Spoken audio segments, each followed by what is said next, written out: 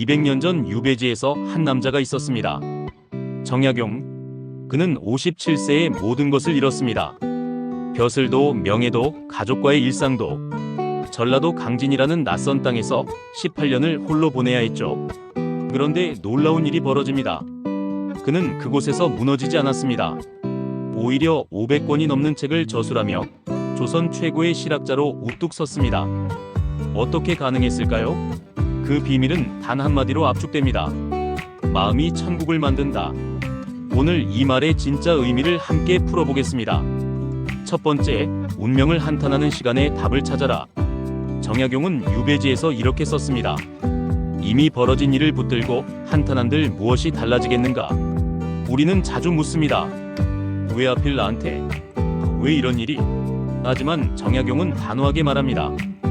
그 질문은 아무 답도 주지 않는다고. 중요한 건 왜가 아니라 이제 어떻게입니다.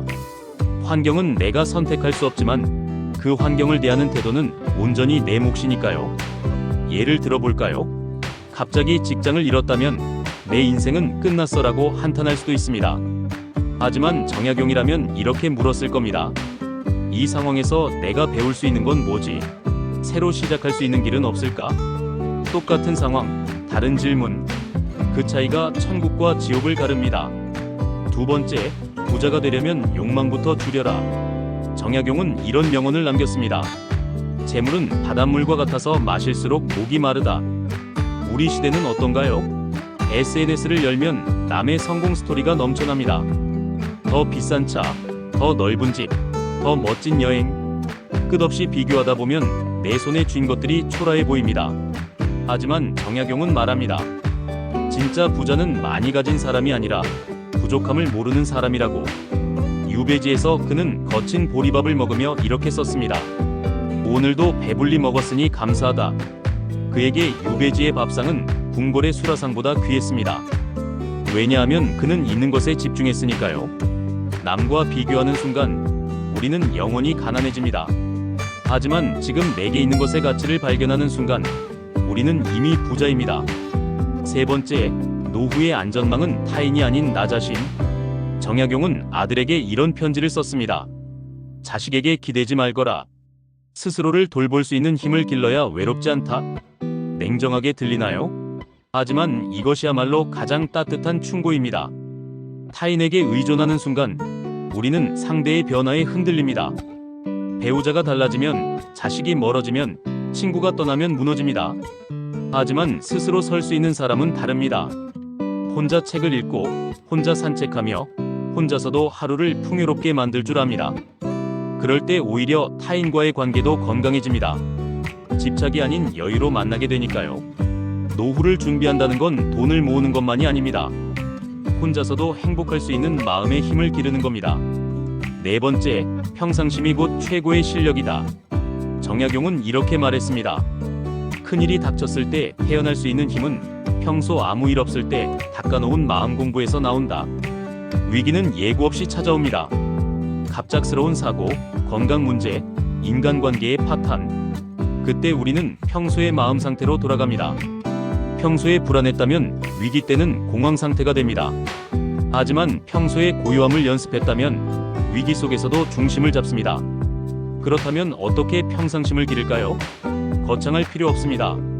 하루 10분 명상, 매일 아침 일기 쓰기, 걸으며 생각 정리하기. 이런 작은 루틴들이 마음의 근육을 만듭니다. 정약용은 유배지에서 매일 새벽 같은 시간에 일어나 글을 읽고 썼습니다. 그 규칙적인 하루가 18년의 유배를 견디게 한 힘이었습니다. 다섯 번째, 오늘을 천국으로 만드는 기술. 마지막으로 정약용의 가장 위대한 조언입니다. 내일의 행복을 위해 오늘의 고통만 참지 마라. 지금 이 순간의 소박한 즐거움을 누려라. 우리는 자주 이렇게 삽니다. 승진하면 행복할 거야. 결혼하면 행복할 거야. 은퇴하면 행복할 거야. 하지만 그 언젠가는 오지 않습니다.